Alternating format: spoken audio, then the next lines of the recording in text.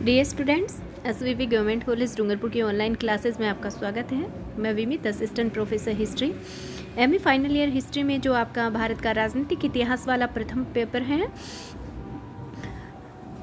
उसमें ऐतिहासिक स्रोत के अंतर्गत आने वाले साहित्यिक स्रोत में यहाँ हम चार्टर एक्ट 1813 के बारे में अपने इस वीडियो में देखेंगे। चार्टर एक्ट 1813 6 बिंदुओं के तहत हम इसे देखेंगे। Monopoly of trade, control of company, administration, central legislature, provincial legislature और रेवेन्यू। हम जानते हैं कि महारानी एलिजाबेथ ने 1600 ईस्वी में ब्रिटिश ईस्ट इंडिया कंपनी को व्यापार का एकाधिकार प्रदान किया था और 1599 ईस्वी के चार्टर के द्वारा कंपनी को समस्त पूर्वी देशों में व्यापार का एकमेव स्वामित्व सौंपा गया था। लेकिन 1813 के चार्टर एक्ट के द्वारा कंपनी के भारतीय व्यापार के एकाधिकार को समाप्त कर दिया गया। समकालीन यदवावयम के सिद्धांत तथा अंग्रेजों के यूरोपीय व्यापार बंद होने के कारण से कंपनी के व्यापारिक अधिकार को समाप्त करने के लिए 1813 का चार्टर एक्ट लाया गया था। लेकिन फिर भी उसके चीन के साथ व्यापार और चाय के व्यापार का एकाधिकार कायम रहा। तो ऐसा क्या कारण रहा कि कंपनी के व्यापारिक अधिकार को समाप्त करने के लिए 1813 का चार्टर एक्ट लाया गया?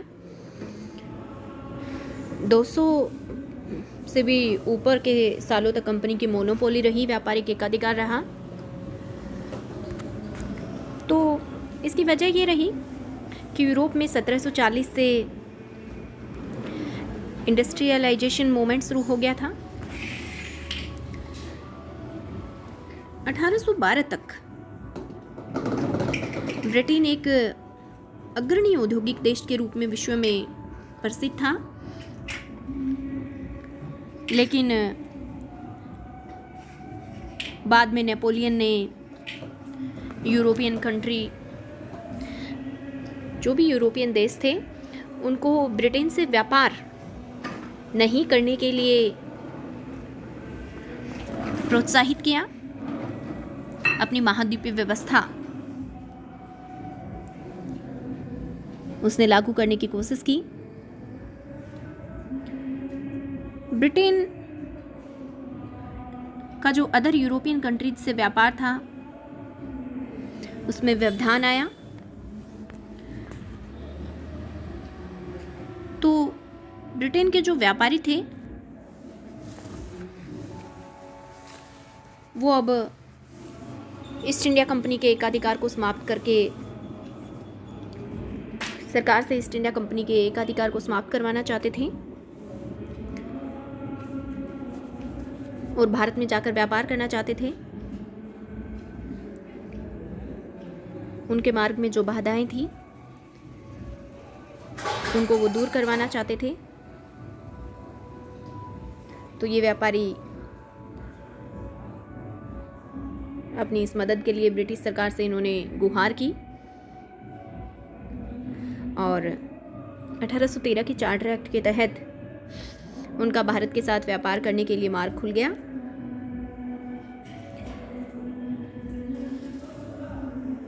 पर 1813 के चार्टर एक्ट की वजह से जो भारतीय उद्योग थे वो बुरी तरह से प्रभावित हुए, क्योंकि बहुत बड़ी संख्या में अब प्रोडक्ट्स जो हैं वो भारत आने शुरू हो गए ब्रिटेन से।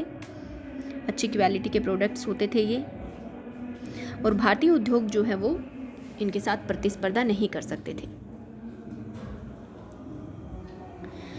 ब्रिटेन में तैयार माल, निर्मित माल अब भारत में आने लग गया।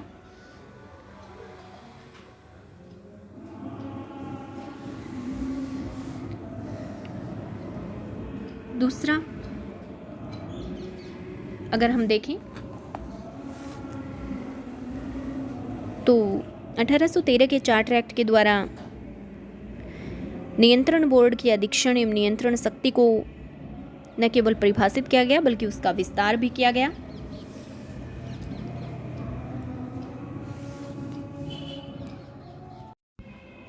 एडमिनिस्ट्रेशन, तो बंगाल प्रेसिडेंसी के जो गवर्नर जनरल थे उनका मद्रास प्रेसिडेंसी के गवर्नर और बॉम्बे प्रेसिडेंसी के गवर्नर भी उनके अधीन आते थे। गवर्नर जनरल की एक एग्जीक्यूटिव काउंसिल भी होती थी।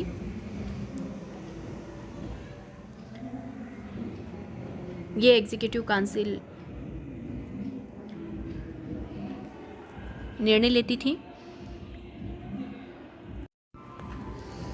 इस एक्ट में 1 लाख रुपया प्रतिवर्ष विद्वान भारतीयों के प्रोत्साहन तथा साहित्य के सुधार और पुनरुत्थान के लिए रखा गया था। यह भारत संबंधी अंग्रेजी घोषणा में अपना एक अलग ही महत्व रखता है।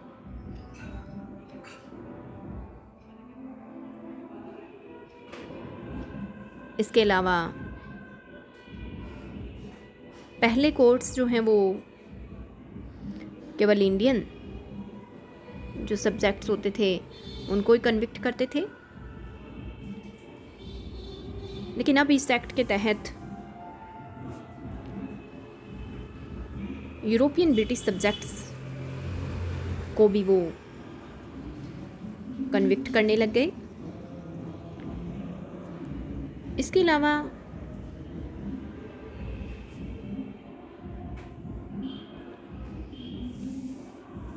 इस एक्ट ने मिशनरीज को भी इंडिया में आने की परमिशन दी। धन्यवाद।